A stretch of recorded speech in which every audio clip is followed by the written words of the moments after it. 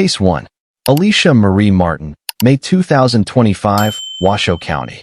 The antiseptic smell of renowned regional medical center in Reno had become sickeningly familiar to hospital staff by late May 2025. A 14-month-old boy had been rushed to their pediatric emergency unit multiple times throughout the month, each visit more alarming than the last. The child presented with symptoms that didn't add up: severe vomiting, seizures, and mysterious health crises that would appear suddenly and without clear medical explanation. Doctors were perplexed. Every standard test came back inconclusive. The boy would improve during hospital stays, only to deteriorate rapidly after returning home. It was during the fourth emergency admission that a pediatric specialist noticed something disturbing in the pattern. The child's symptoms were consistent with poisoning, not illness. What followed was a methodical investigation that would expose one of the most calculated cases of child abuse in recent Nevada history. Hospital staff contacted Washoe County Child Protective Services, and law enforcement opened a formal investigation into 28-year-old Alesha Marie Martin, the boy's mother. Forensic analysis of the child's blood and tissue samples revealed the presence of toxic substances. Investigators discovered that Martin had been systematically poisoning her own son throughout May, creating medical emergencies that would require hospitalization. The motive appeared to be attention-seeking behavior, a condition sometimes referred to in psychological literature as fabricated or induced illness. Surveillance footage from the hospital showed Martin alone with her son during several incidents where his condition suddenly worsened. Medical staff reported that she seemed unusually calm during emergencies, even appearing to enjoy the attention and sympathy she received from nurses and doctors. The investigation expanded to Martin's home in Washoe County. Detectives executed a search warrant and discovered evidence that corroborated the poisoning allegations. Hidden in various locations throughout the residence were substances that matched the toxins found in the child's system. When confronted with the evidence, Martin initially denied any wrongdoing. However, as the forensic case against her strengthened, prosecutors from the Washoe County District Attorney's Office filed multiple felony charges, including attempted murder and child abuse causing substantial bodily harm. The boy was placed in protective custody and, thankfully, began to recover under the care of medical professionals and foster services. His prognosis improved dramatically once removed from his mother's care, a fact that would become crucial evidence during trial proceedings. Martin's case moved through the Nevada criminal justice system with unusual speed. The evidence was overwhelming. Medical experts testified about the deliberate nature of the poisoning. Child welfare specialists explained the psychological damage inflicted on the infant. Hospital records documented each incident with clinical precision. Facing a mountain of evidence, Martin eventually accepted a plea agreement. On January 13, 2026, she stood before a Washoe County judge for sentencing. The courtroom was filled with hospital staff who had fought to save her son's life, social workers who had advocated for his protection, and community members horrified by her actions. The judge reviewed the facts of the case, noting the premeditated and repeated nature of the abuse. Martin had multiple opportunities to stop, multiple chances to seek help for whatever psychological issues drove her behavior. Instead, she had continued poisoning her child, putting his life at risk over and over again. The sentence was severe but appropriate to the crime: 10 years in Nevada State Prison. Martin would be required to serve a substantial portion of that sentence before becoming eligible for parole. She was also permanently stripped of parental rights, ensuring she would never have custody of or unsupervised contact with the child again. As Martin was led from the courtroom in handcuffs, the boy she had poisoned was thriving in foster care. He was meeting developmental milestones, laughing, playing, living the childhood she had tried to steal from him. This case serves as a stark reminder that danger to children doesn't always come from strangers. It can come from the people society assumes will protect them. It also highlights the critical importance of medical professionals who notice patterns, ask difficult questions, and advocate for vulnerable patients who cannot speak for themselves. If you know a child who seems to be suffering from mysterious or repeated illnesses, trust your instincts. Report your concerns to local child protective services or law enforcement. You could save a life. Stay with us as we continue examining these difficult cases from Nevada. Case 2. Andrea Loving, April 2025, Washoe County. Cold Springs, Nevada, is a small, unincorporated community north of Reno, where neighbors know each other and children play in quiet streets. It's the kind of place where tragedy feels impossible, where families are supposed to be safe. But on April 3, 2025, that sense of security was shattered forever. Emergency responders received a frantic call that afternoon from a residence in Cold Springs. A child was unresponsive. Paramedics arrived within minutes, but despite their best efforts, 5-year-old Isabella Loving could not be revived. She was pronounced dead at the scene. The little girl's body told a story that no child should ever experience. Medical examiners documented injuries consistent with severe abuse, trauma that had occurred over an extended period. This wasn't an accident or a single moment of violence. This was systematic, ongoing torture of a kindergarten-aged child. Washoe County Sheriff's Office detectives immediately began investigating the circumstances surrounding Isabella's death. They interviewed family members, neighbors, teachers, and anyone who had contact with the child. A picture began to emerge of a little girl who had been suffering in silence, failed by the systems designed to protect her. Andrea Loving, Isabella's mother, became the focus of the investigation. Her explanations for her daughter's injuries were inconsistent and contradicted medical evidence. As detectives dug deeper, they uncovered a disturbing pattern of abuse that had been ongoing for months, perhaps longer. In the days following Isabella's death, Andrea Loving was arrested and booked into Washoe County Jail. Initial charges included child abuse resulting in death, but prosecutors indicated more serious charges would likely follow as the investigation continued. The community of Cold Springs was devastated. Neighbors reported seeing Isabella playing outside occasionally, but had noticed she seemed withdrawn and fearful. Some had heard arguments coming from the Loving home, but hadn't realized a child was in danger. The guilt and grief that followed would weigh heavily on the community for years to come. As forensic evidence was analyzed and witness statements were compiled, the case against Andrea Loving grew stronger. By late July 2025, the Washoe County District Attorney's Office had upgraded charges to include murder. Prosecutors alleged that Andrea had not only abused her daughter, but had directly caused her death through actions that demonstrated extreme indifference to human life. The legal proceedings revealed horrifying details about Isabella's short life. The little girl had been subjected to punishments that exceeded any reasonable definition of discipline. She had been denied food, locked in rooms for extended periods, and physically harmed in ways that left permanent marks on her small body.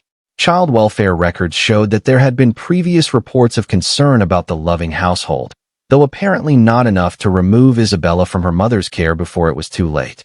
This revelation sparked outrage and calls for reform in how Nevada's Child Protective Services handle abuse reports. Andrea Loving's murder trial would become one of the most closely watched cases in northern Nevada. The prosecution presented medical evidence, photographs of Isabella's injuries, and testimony from experts who explained the suffering the child had endured. Defense attorneys struggled to counter the overwhelming evidence of guilt. Throughout the proceedings, Andrea showed little emotion, a fact that was noted by court observers and would later be referenced in victim impact statements. Isabella's extended family members testified about the vibrant, loving child who had been stolen from them. Teachers described a little girl who loved to draw and sing, but who sometimes came to school hungry and wearing clothes that didn't fit properly. The trial also exposed systemic failures. Multiple people had suspected something was wrong in the Loving home, but reports to authorities hadn't triggered adequate intervention. Some calls were never properly investigated. Other warnings were documented, but not acted upon with appropriate urgency. As the case moved toward its conclusion, the community demanded accountability not just for Andrea Loving, but for the institutions that had failed to protect Isabella. Local advocacy groups pushed for mandatory training for teachers, medical professionals, and others who work with children to better recognize signs of abuse and understand reporting procedures. The evidence against Andrea Loving was so overwhelming that conviction seemed inevitable. Expert witnesses testified that Isabella's injuries could only have been caused by deliberate abuse over an extended period. There was no accident, no alternative explanation that fit the facts. For those who followed the case, one question haunted every update. How does a mother do this to her own child? Psychologists who examined the case suggested that Andrea may have suffered from personality disorders that prevented her from forming normal emotional bonds with her daughter. Others pointed to possible substance abuse issues or untreated mental health conditions. But no explanation could justify what happened to Isabella. The little girl's death sparked a broader conversation about child protection in Nevada. Legislators proposed new laws to strengthen reporting requirements and increase funding for child welfare agencies. Community organizations launched awareness campaigns to educate the public about recognizing signs of abuse. Isabella Loving's case remains open in the sense that it continues to drive policy changes and prevention efforts throughout Nevada. Her short life and tragic death serve as a reminder of what happens when systems fail and when communities don't act on their suspicions. Andrea Loving's case continues through the criminal justice system, with proceedings that may extend for months or years.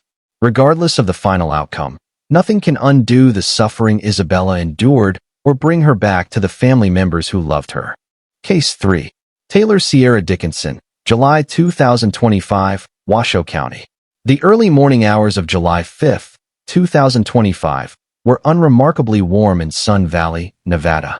Waste management workers were making their routine rounds through the residential area, a job that rarely involves anything more dramatic than overflowing trash bins. But on this particular morning, one worker heard something that would change everything: the unmistakable cry of an infant. The sound was coming from inside a commercial dumpster. The worker immediately called for help and carefully searched through the refuse until he located the source: a newborn baby, still alive, abandoned among the garbage.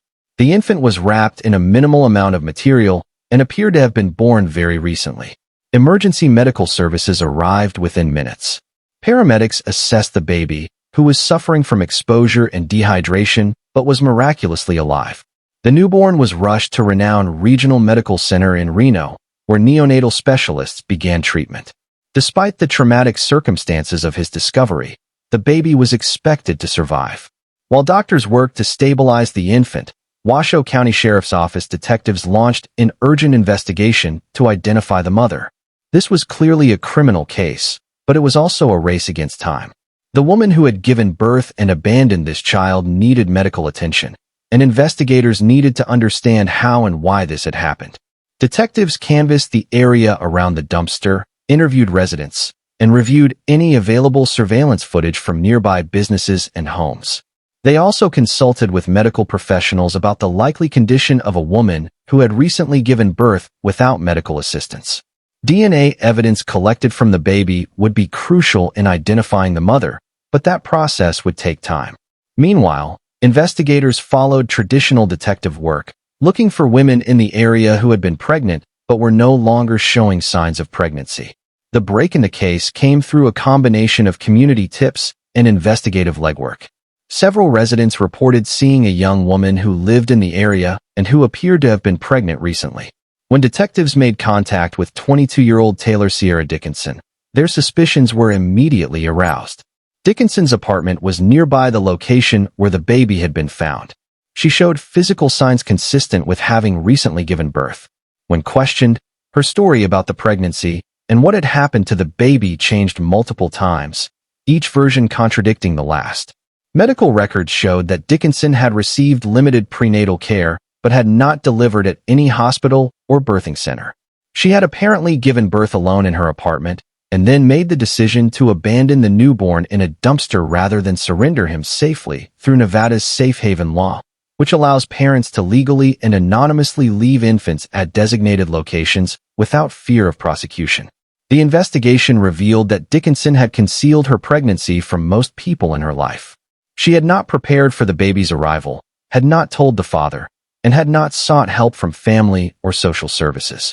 When labor began, she had delivered the baby alone and then, in what prosecutors would later describe as a moment of panic and poor judgment, had placed the newborn in a dumpster.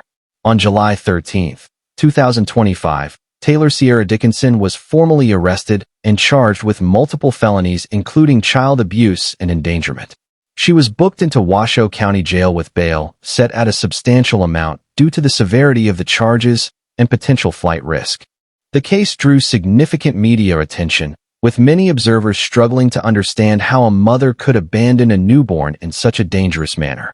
Mental health professionals noted that Dickinson may have been suffering from denial about her pregnancy, a psychological condition where a woman doesn't acknowledge or accept that she is pregnant, sometimes until labor begins. Court documents revealed additional details about Dickinson's circumstances. She was unemployed at the time of the birth, living in unstable housing, and had a history of mental health challenges. None of these factors excused her actions, but they provided context for understanding how the situation had developed. The baby, now in protective custody, was placed with a foster family experienced in caring for newborns with special needs. Medical professionals reported that despite his traumatic start, the infant was thriving. He was gaining weight, meeting developmental milestones, and showing no signs of long-term physical damage from his time in the dumpster. Prosecutors in the Washoe County District Attorney's Office faced the difficult task of pursuing justice while acknowledging the complex circumstances of the case. Dickinson hadn't intentionally harmed the baby in the way some mothers in our other cases had. She had abandoned him, certainly, but the child had been found quickly and had survived. Defense attorneys argued that Dickinson was suffering from severe postpartum psychological distress, that she had panicked after an unassisted delivery, and that she had not intended to kill the baby. They pointed to her cooperation with investigators and her remorse as evidence that she was not a danger to society. The prosecution countered that Dickinson had multiple opportunities to seek help. Nevada's safe haven law is well publicized. She could have called emergency services. She could have left the baby at a hospital, fire station, or other safe location. Instead, she had placed a newborn in a dumpster where he easily could have died from exposure, suffocation, or injury. The bail hearing attracted significant attention from child welfare advocates on both sides of the issue. Some argued for maximum penalties to send a message that child abandonment would not be tolerated.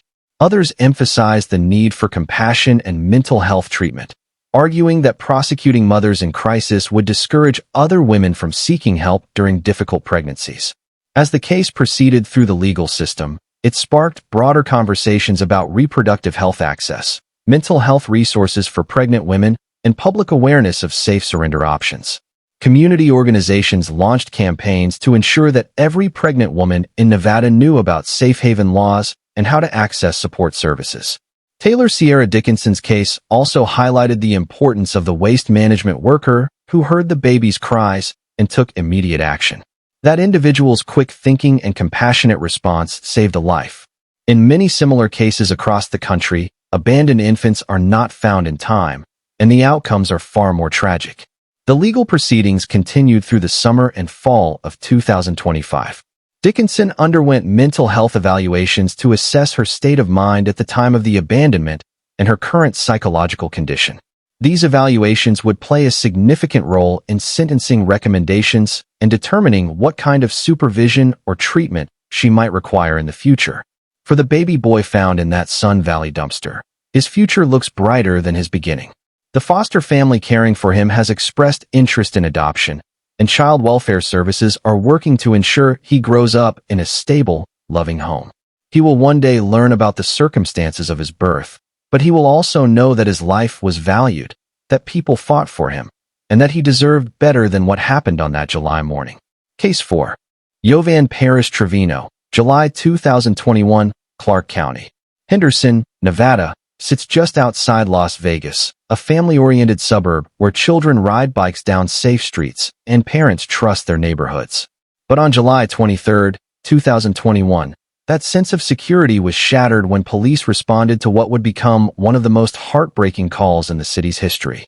Officers arrived at an apartment complex in Henderson following a report of unresponsive children. What they discovered inside would haunt even veteran law enforcement personnel. 2 young children had been drowned in separate bathtubs. The victims were found by their father, who had returned home to a scene of unimaginable horror. The children, whose names were respectfully withheld from most media coverage to protect their memory, were a toddler and an infant. Both had been healthy, happy children with their entire lives ahead of them. Now they lay dead in their own home, victims of the person who should have protected them above all others. 30-year-old Jovan Trevino, the children's mother, was at the scene when police arrived. Her behavior and statements immediately raised red flags for investigators. She was arrested at the scene and transported to Henderson Police Department headquarters for questioning. During the initial investigation, detectives worked to piece together the timeline of events. The children's father had been at work while Trevino was home alone with them. At some point during that day, she had made the deliberate decision to drown both of her children, one at a time, in the bathtubs of their home. The methodical nature of the crime was particularly disturbing. This wasn't a single moment of violence or a sudden loss of control. After drowning the first child, Trevino had moved to the second bathroom and drowned the other child. She'd had time to stop, time to call for help, time to recognize what she was doing. But she hadn't stopped. Henderson police worked closely with the Clark County District Attorney's Office to build a case. Medical examiners confirmed that both children had died from drowning. There were no other significant injuries, no signs of a struggle. The children had been helpless in their mother's hands. As news of the tragedy spread through Henderson, the community was devastated. Neighbors reported that the Trevino family had seemed normal, that they had never witnessed anything that would suggest such violence was possible. The children had been seen playing outside, appearing happy and well cared for. There had been no obvious red flags. Jovan Trevino was charged with 2 counts of murder.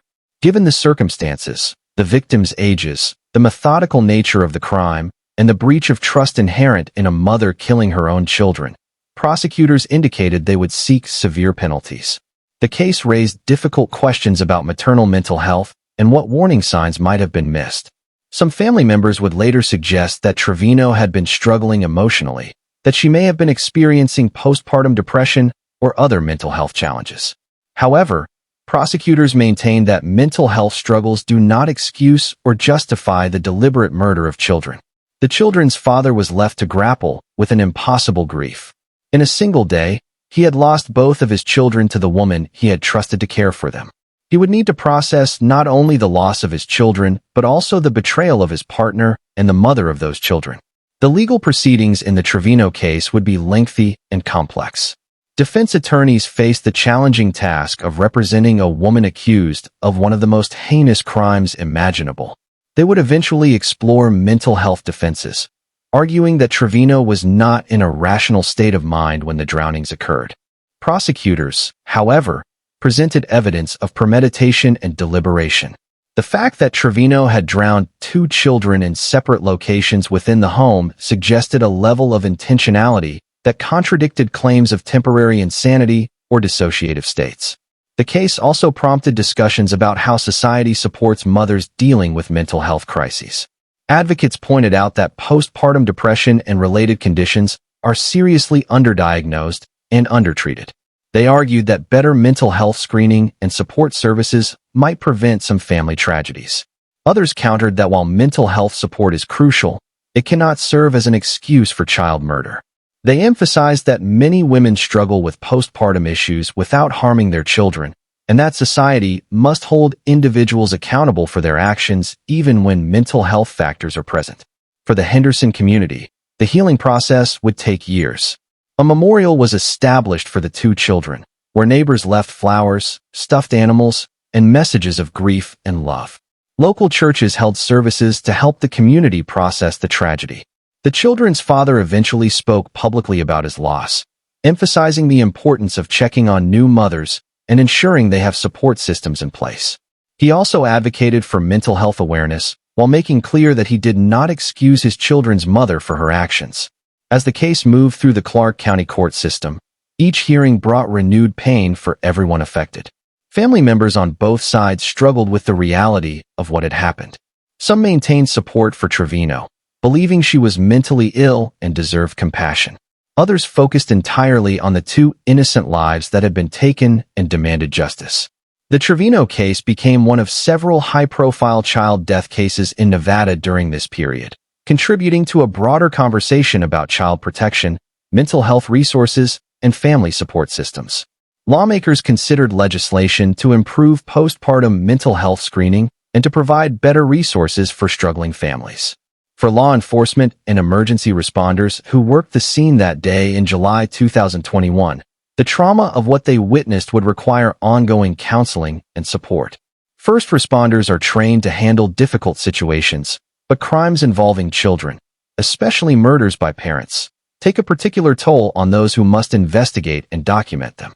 The 2 children who died in Henderson that day deserve to grow up, to go to school, to make friends, to discover their talents and dreams.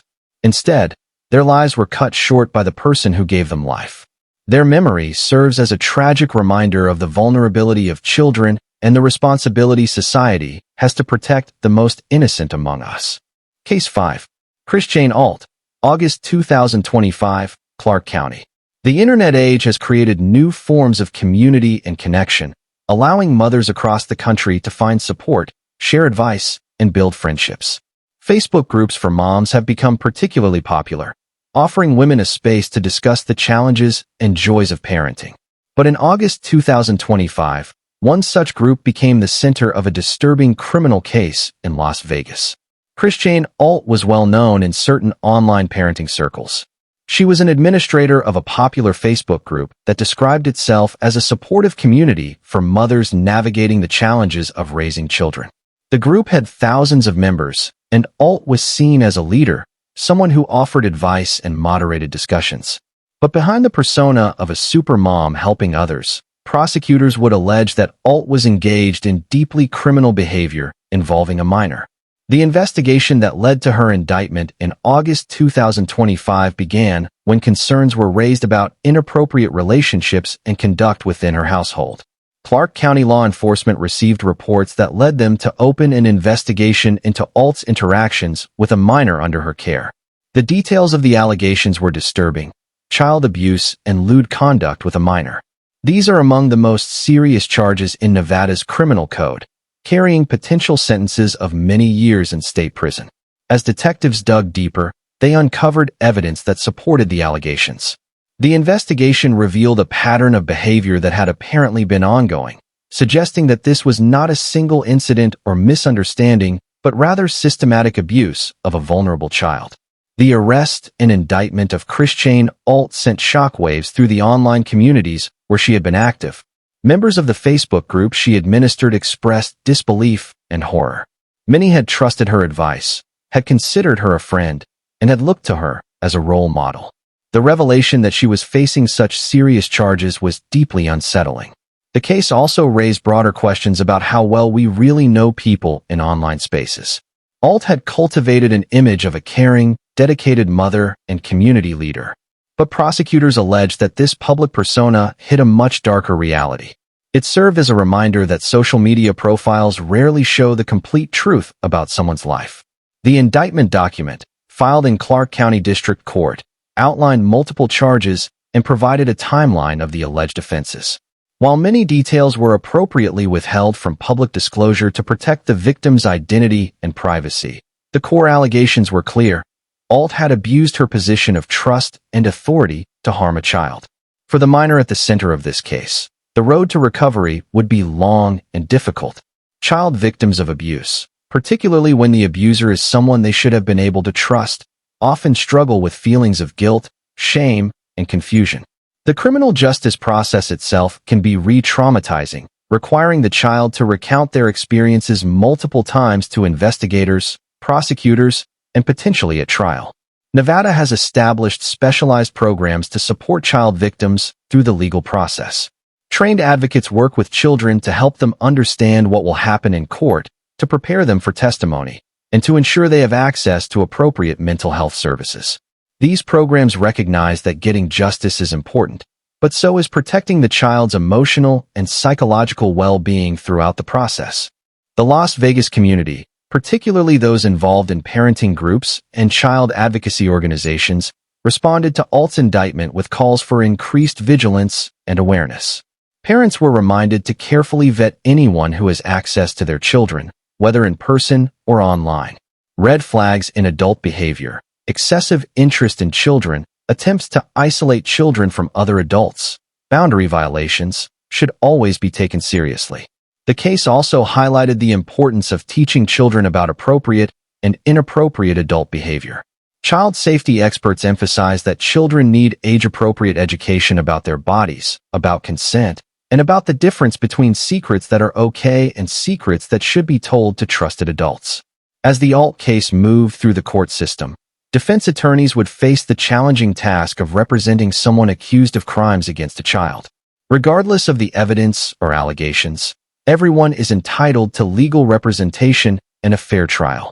The criminal justice system is designed to ensure that guilt must be proven beyond a reasonable doubt. Prosecutors from the Clark County District Attorney's Office, meanwhile, work to build the strongest possible case.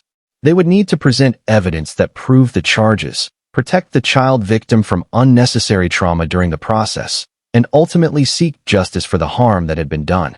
The Facebook group that Ault had administered was eventually shut down or reorganized under new leadership.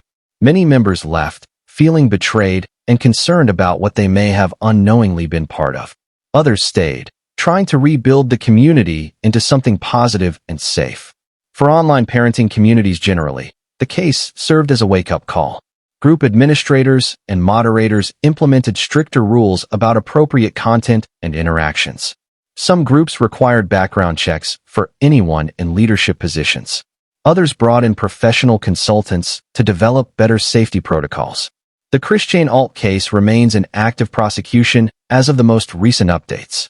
Given the nature of the charges and the strength of the evidence reportedly collected by investigators, legal proceedings could extend for many months.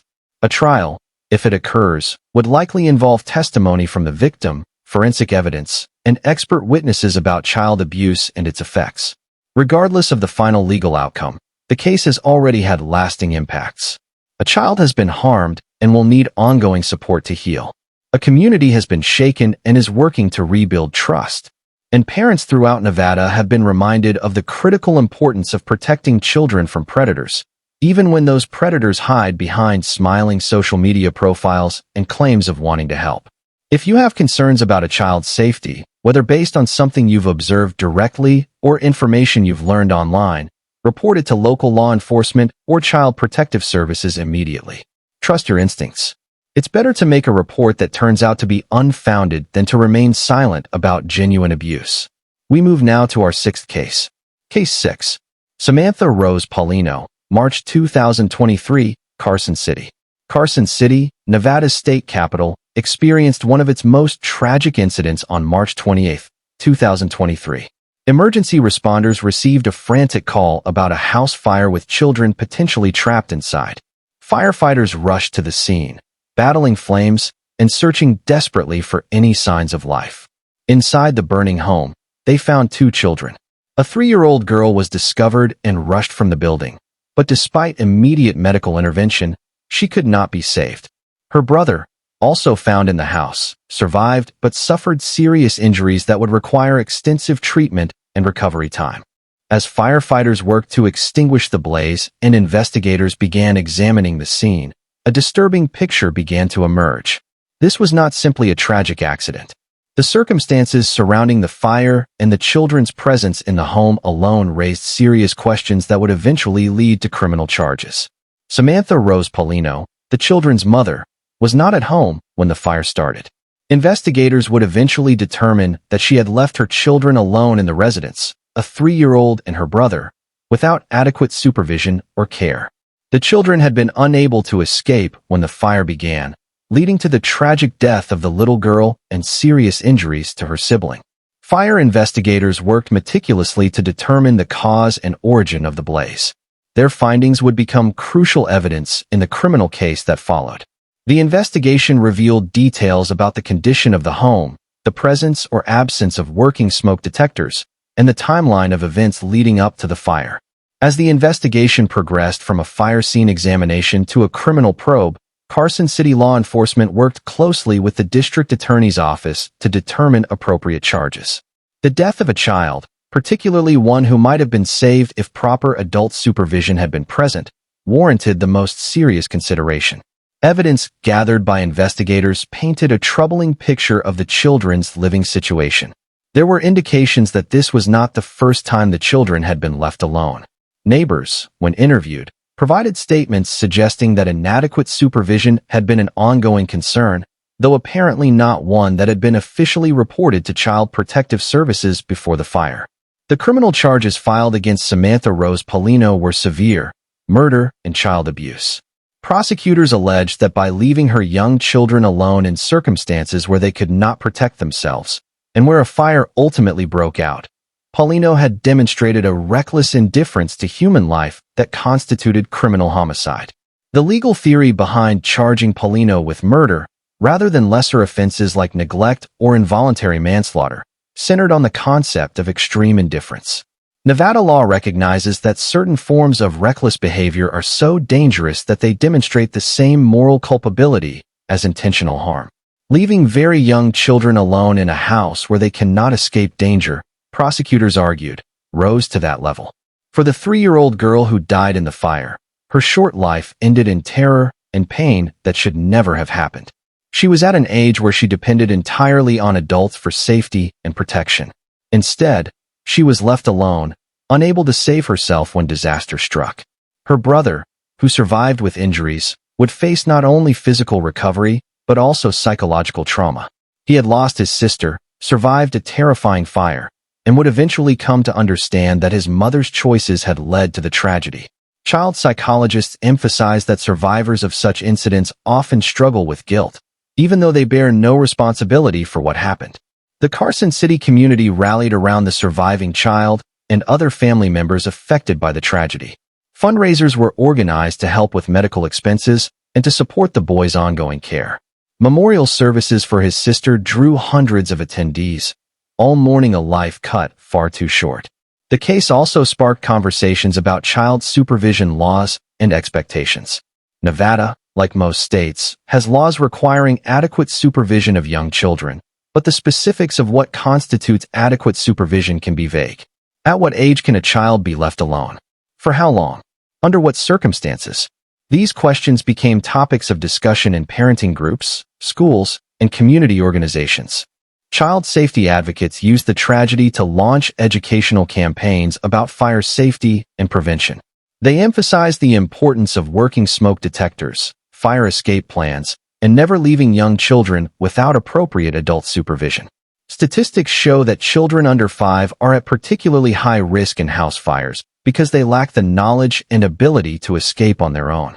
As the criminal case against Paulino proceeded, the prosecution faced the task of proving not just that she had left her children alone, but that doing so demonstrated the level of recklessness required for a murder conviction.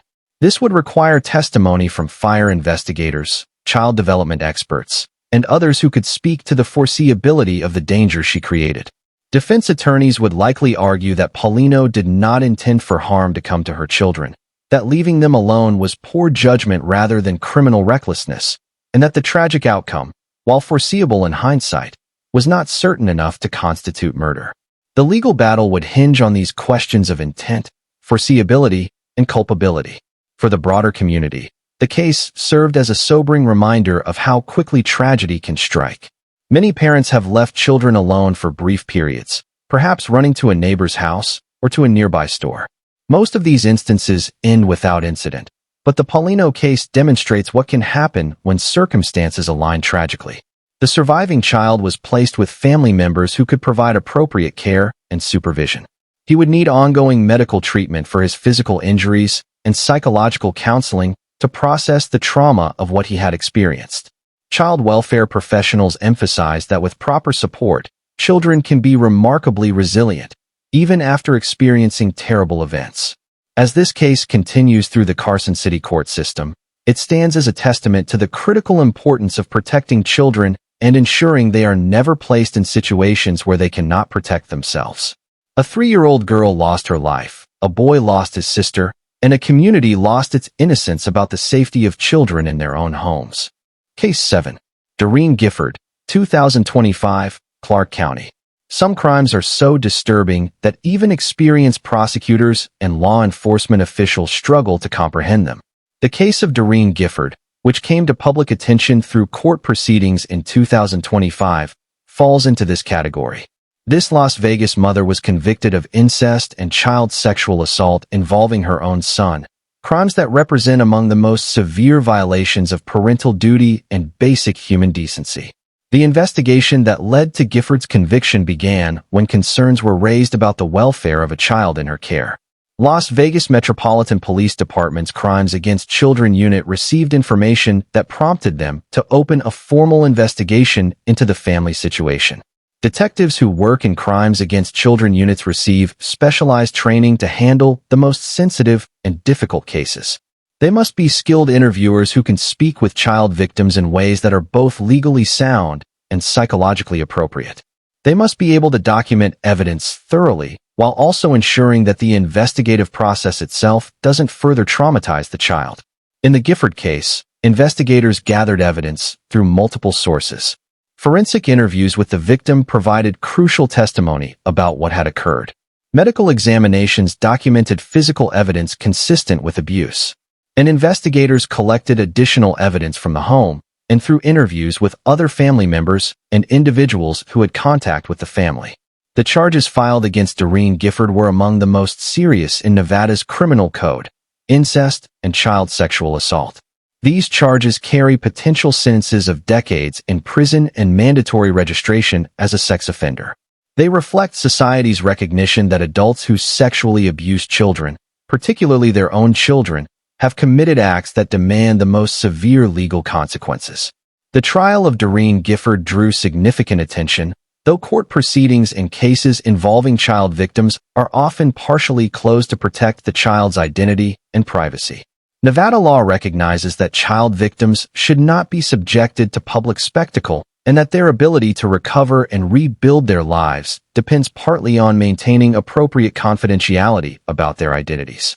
Prosecutors presented evidence that demonstrated Gifford had engaged in a pattern of sexual abuse with her son. This was not a single incident, but rather ongoing exploitation of a child who had no ability to protect himself or escape the situation. The betrayal inherent in parental sexual abuse cannot be overstated. The child's entire understanding of safety, trust, and family is shattered. Defense attorneys in such cases face extraordinary challenges. The evidence is often overwhelming, and the crimes themselves are indefensible. Their role is to ensure that proper legal procedures are followed, that their clients' constitutional rights are protected, and that any mitigating factors are presented to the court for consideration during sentencing. The jury in the Gifford case heard testimony from the victim, from forensic experts who examined evidence, from child psychologists who explained the dynamics of intrafamilial abuse, and from investigators who documented the case. After deliberations, they returned guilty verdicts on the charges, finding that the prosecution had proven beyond reasonable doubt that Gifford had committed these horrific crimes against her own child. The conviction represented a measure of justice for the victim, though no legal outcome can undo the harm that was done. The boy at the center of this case would need extensive psychological treatment to process the trauma of abuse and betrayal by his mother.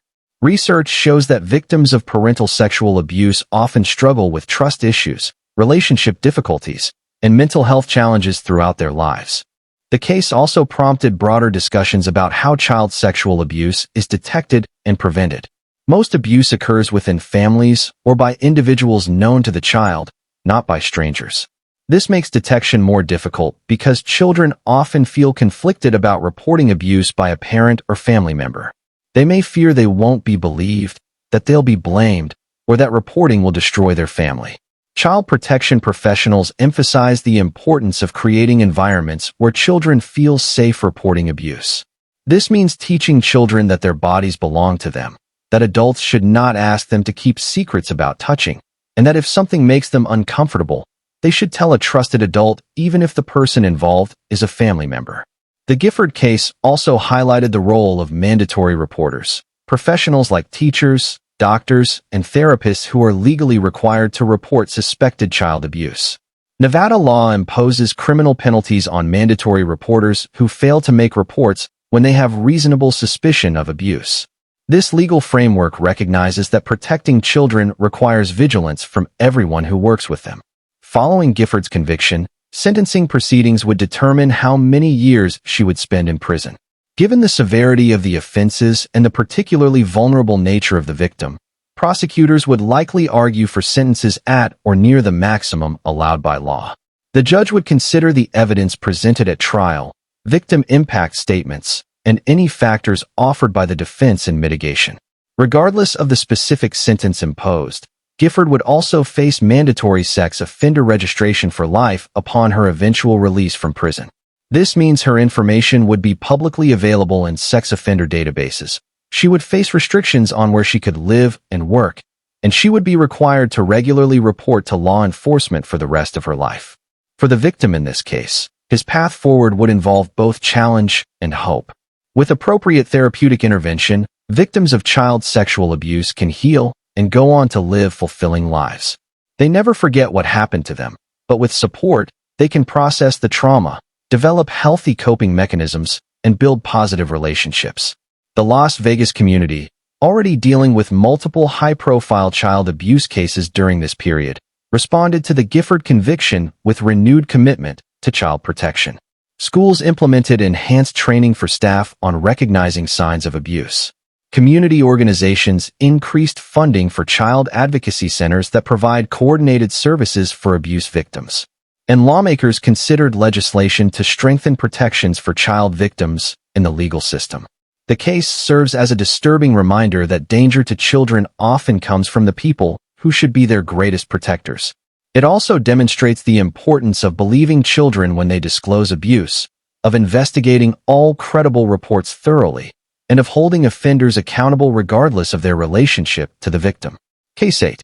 Samantha Moreno-Rodriguez, May 2021, Clark County. The Mountain Springs area near Las Vegas is popular with hikers seeking to escape the city's bustle and enjoy Nevada's rugged natural beauty. But on May 28, 2021, hikers in this area made a discovery that would haunt them forever: the body of a young child, later identified as 7-year-old Liam Husted. The boy had been deceased for some time when hikers stumbled upon his remains near a trailhead. Las Vegas Metropolitan Police were immediately called to the scene, and what began as a recovery operation quickly became a homicide investigation.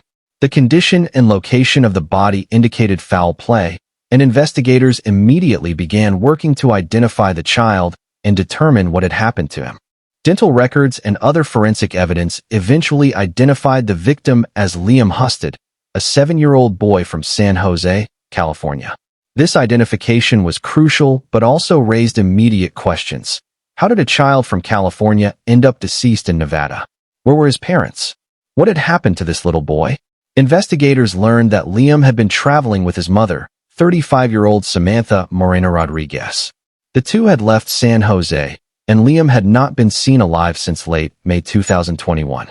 His father, who lived separately from Moreno-Rodriguez, had been trying desperately to locate his son and had filed missing person reports. As the investigation progressed, evidence emerged that Moreno-Rodriguez had killed her son. The method was particularly brutal. Prosecutors would later allege that she had strangled the 7-year-old boy and then left his body near the Mountain Springs hiking trail before fleeing the area. A massive manhunt was launched to locate Moreno-Rodriguez. She had left Las Vegas after abandoning Liam's body and was considered a fugitive. The FBI joined the investigation, as the case involved potential flight across state lines. Law enforcement agencies across the western United States were alerted to be on the lookout for her. The break in the case came when Moreno-Rodriguez was located in Colorado. She was taken into custody without incident and extradited back to Nevada to face murder charges. During the extradition process, she was held in Colorado jails before being transferred to Clark County, where the alleged crime had occurred. The motive for Liam's murder remained unclear during the initial stages of the investigation. Prosecutors and detectives worked to piece together Moreno-Rodriguez's movements, her state of mind, and what could have driven a mother to kill her own child and abandon his body in the desert. Liam's father spoke publicly about his devastating loss, describing a bright, loving boy who had been excited about school and who loved to play and explore. He had been fighting for custody of his son, concerned about his welfare while in his mother's care. Now, his worst fears had been realized in the most tragic way possible. The legal proceedings in the Moreno-Rodriguez case would extend over many months. She was charged with murder and faced potential sentences of life in prison. Prosecutors presented evidence about the crime, including forensic analysis of the scene where Liam's body was found, testimony from witnesses who had seen Moreno-Rodriguez and Liam in the days before his death, and expert analysis of the circumstances surrounding the killing. Defense attorneys faced the difficult task of representing someone accused of murdering a child, particularly her own child. They explored potential mental health defenses and investigated Moreno-Rodriguez's background for any factors that might explain, if not excuse, what had happened. The community response to Liam's death was one of profound grief and anger. Vigils were held in both California, where he had lived, and Nevada, where he had died. Strangers who had never met the boy mourned his loss and expressed outrage that his mother could have done this to him. The case also highlighted the challenges faced by parents in contentious custody situations. Liam's father had been concerned about his son's safety, but had not been able to prevent Moreno-Rodriguez from taking him on the trip that would end his life. Family law experts noted that courts often struggle to balance parental rights with child protection, and that predicting which parents pose genuine dangers to their children is extremely difficult. As the case proceeded toward trial, additional details emerged about the circumstances leading up to Liam's death. Evidence suggested that Moreno-Rodriguez had been dealing with personal and financial stress, though no stress level could justify or explain killing a child. Prosecutors maintained that regardless of her circumstances, she had made a deliberate choice to take her son's life. Eventually, rather than going to trial, Moreno-Rodriguez accepted a plea agreement. The terms of the plea deal included her admitting guilt to second-degree murder and accepting a prison sentence with a minimum of 28 years before becoming eligible for parole. This meant she would be in her 60s before even being considered for release. The sentencing hearing in late 2022 provided an opportunity for Liam's father and other family members to address the court. Victim impact statements detailed the devastating loss of a beloved child and the life sentence of grief imposed on those who loved him. They spoke of a boy who would never graduate from school, never learn to drive, never fall in love, never have children of his own, all the milestones stolen by his mother's actions. Moreno-Rodriguez offered statements of remorse during her sentencing, though many observers questioned whether genuine remorse was possible for someone who had done what she did. The judge, in imposing the agreed-upon sentence, emphasized the severity of the crime and the need to protect society from individuals who would harm children. Liam Husted's case became part of a broader national conversation about filicide, parents who kill their children. Research into this phenomenon has identified various risk factors and motivations, from severe mental illness to revenge against the other parent to a twisted belief that the child would be better off dead than living in difficult circumstances.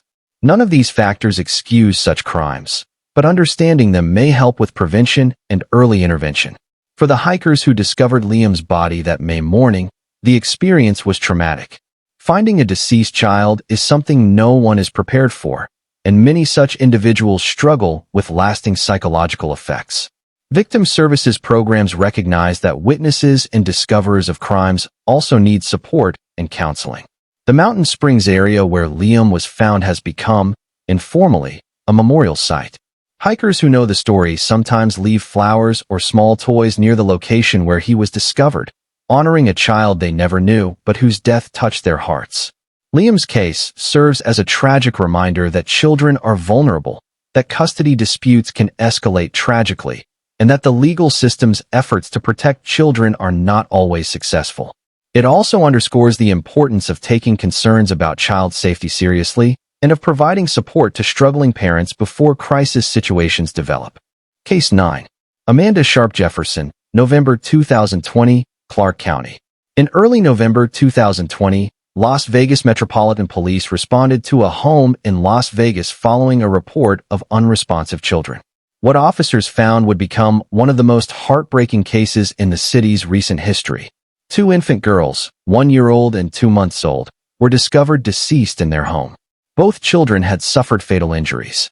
The investigation immediately focused on the children's mother, 26-year-old Amanda Sharp-Jefferson, who was present at the scene. The circumstances of the children's deaths, combined with Sharp-Jefferson's statements and behavior, led detectives to suspect that this was not a case of natural deaths or accident, but rather homicide. On November 6, 2020, Amanda Sharp-Jefferson was arrested and booked into Clark County Detention Center on 2 counts of open murder. Open murder charges in Nevada allow prosecutors to argue for different degrees of murder based on the evidence, providing flexibility as cases develop and more information comes to light. The children, whose names were kept private in most media coverage to protect their memory and their family's privacy, had been healthy infants with no known serious medical conditions. Medical examiners would determine the causes of death through autopsy, and their findings would become crucial evidence in the murder case. For detectives working the case, determining exactly what had happened in that home required painstaking investigation. They examined the scene thoroughly, collected physical evidence, interviewed neighbors and family members, and reviewed any relevant records about the family's history with child protective services or medical providers. The deaths of 2 infants in one incident immediately raised questions about whether Sharp-Jefferson was suffering from severe mental health issues. Filicide, the killing of one's children, can sometimes be associated with conditions like postpartum psychosis, severe depression, or other psychiatric emergencies. However, mental health challenges, even severe ones, do not excuse criminal behavior under Nevada law unless they rise to the level of legal insanity. The Las Vegas community was devastated by the deaths. 2 baby girls, just beginning their lives, had been killed in their own home by the person who should have been their greatest protector. Neighbors expressed shock, stating they had not noticed any obvious problems in the Sharp-Jefferson household, though some acknowledged hearing occasional arguments or crying. As the case proceeded through the legal system, prosecutors from the Clark County District Attorney's Office worked to build the strongest possible case. Evidence from the scene, autopsy results, and expert testimony would be essential to proving murder charges beyond reasonable doubt. Defense attorneys for Sharp-Jefferson would face extraordinary challenges. Defending someone accused of killing 2 infant children requires navigating complex legal, ethical, and psychological terrain. They would need to investigate their client's mental health history, her circumstances at the time of the deaths, and any potential defenses or mitigating factors. The case also raised difficult questions about how adequately society supports new mothers, particularly those with multiple very young children. Caring for a 1-year-old and a 2-month-old simultaneously is exhausting under the best circumstances. When mental health issues, financial stress, lack of support, or other challenges are added, the situation can become overwhelming. Child welfare advocates pointed to the Sharp-Jefferson case as evidence that more needs to be done to support families with infants. Better postpartum mental health screening, more accessible childcare assistance, home visiting programs for new mothers, and reduced stigma around asking for help could potentially prevent some family tragedies. However, others emphasize that while support services are important, they cannot serve as excuses for infanticide. Many mothers face difficult circumstances without harming their children. Personal responsibility and accountability remain crucial components of the justice system. For the extended family members of the 2 girls who died, the grief was compounded by the circumstances. Not only had they lost 2 precious babies, but they lost them at the hands of their own mother. Processing this kind of loss requires specialized grief counseling and support. The case moved through the Clark County court system with proceedings that would likely extend over many months or even years. Given the serious nature of open murder charges involving multiple victims, the legal process would be thorough and complex. Each court hearing brought renewed media attention and public interest in the case. Court observers noted Sharp-Jefferson's demeanor during proceedings, her interactions with her attorneys, and the visible grief of family members attending the hearings. The prosecution would ultimately need to prove not just that Sharp-Jefferson caused her daughter's deaths, but that she did so with the mental state required for murder under Nevada law. This could range from premeditation, requiring proof that she planned and deliberated the killings, to extreme indifference to human life, requiring proof that her actions demonstrated reckless disregard for her children's lives. The case became one of several high-profile child death cases in Nevada during this period, contributing to a broader conversation about protecting children, supporting struggling families, and preventing family tragedies. Some of these conversations led to proposed legislation, increased funding for child welfare services, and community-based prevention programs. For the 2 baby girls at the center of this case, their lives were cut tragically short. They never had the chance to take their first steps, speak their first words, or experience the love and joy that should define childhood. Their memory serves as a reminder of the vulnerability of infants and the absolute responsibility adults have to protect them. Case 10. Diaja Smith, June 2024, Clark County. Downtown Las Vegas, known for its entertainment and nightlife, became the scene of an unspeakable tragedy on June 7, 2024. Someone making their way through an alley made a discovery that no one should ever have to witness: the body of a toddler, discarded in a dumpster like garbage. The child was later identified as 2-year-old Jacoby Robinson Jr., a little boy who should have been playing, laughing, and exploring the world around him. Instead, his short life had ended violently, and his small body had been thrown away. Las Vegas Metropolitan Police immediately launched a homicide investigation. Detectives worked urgently to identify the child and determine who was responsible for his death.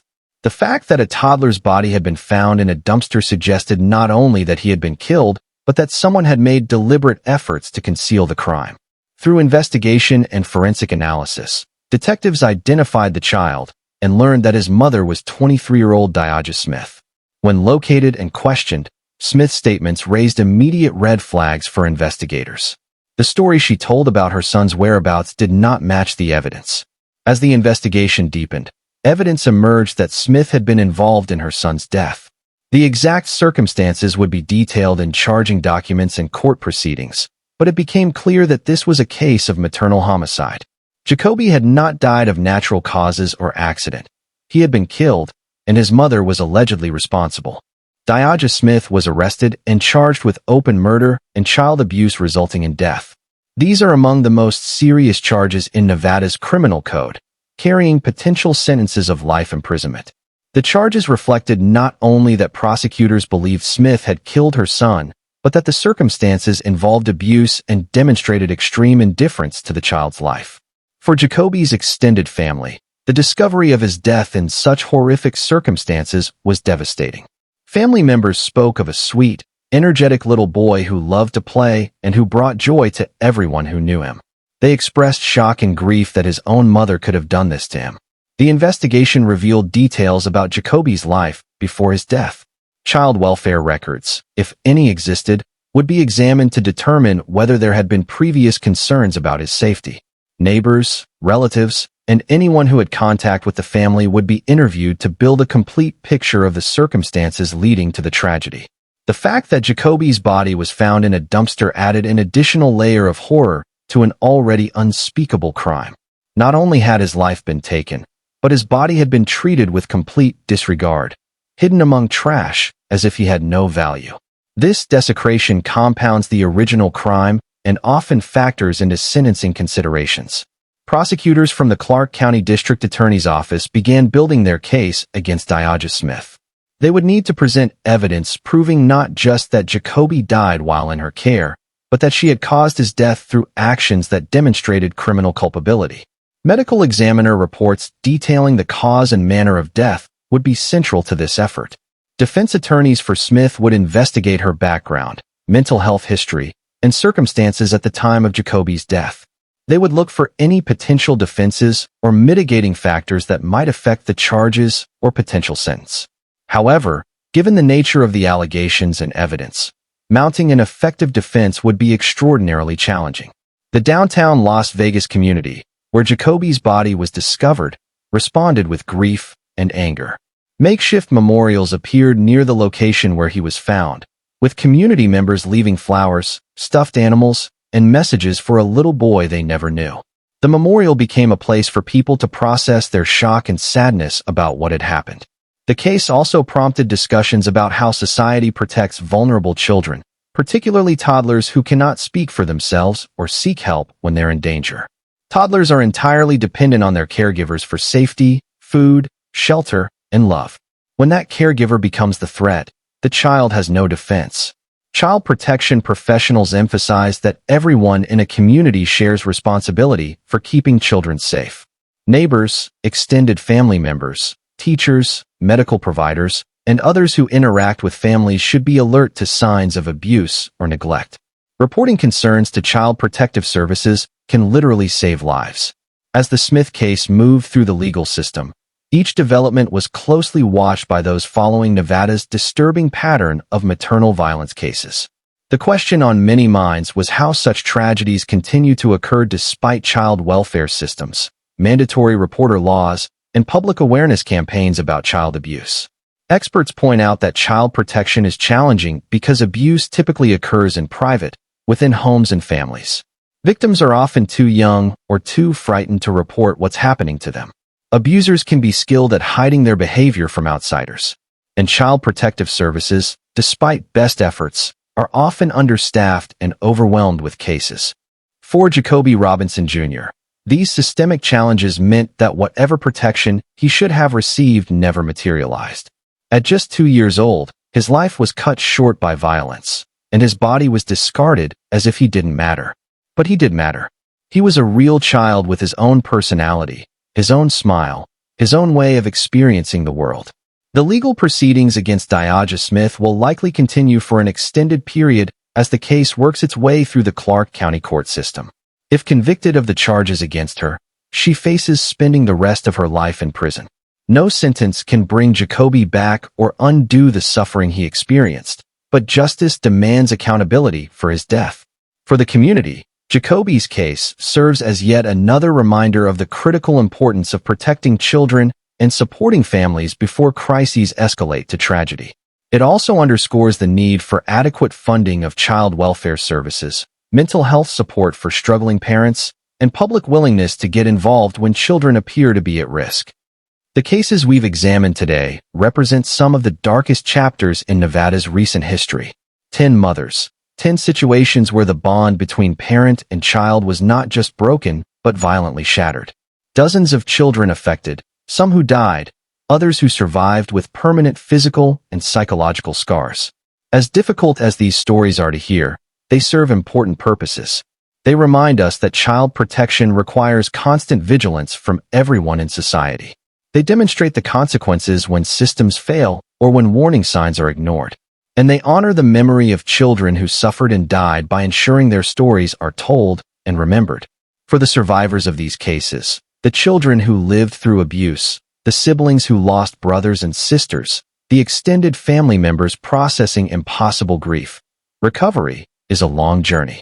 With appropriate support, counseling, and the love of caring adults, children can heal from even the most severe trauma.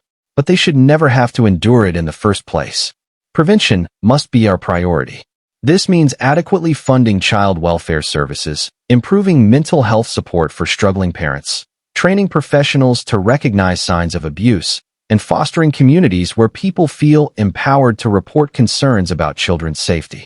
It also means addressing the stigma around maternal mental health challenges.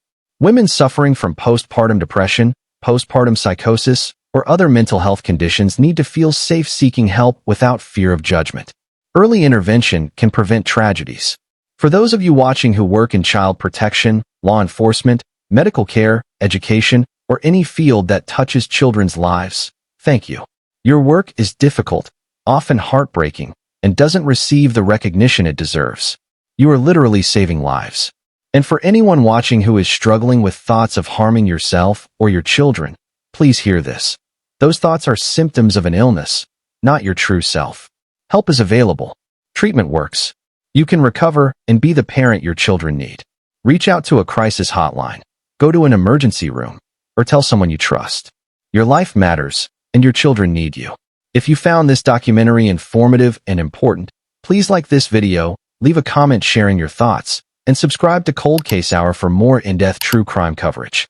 Your support helps us continue bringing you thoroughly researched cases while treating victims and their families with the respect they deserve. Thank you for watching. Take care of yourselves, take care of each other, and always, always protect the children.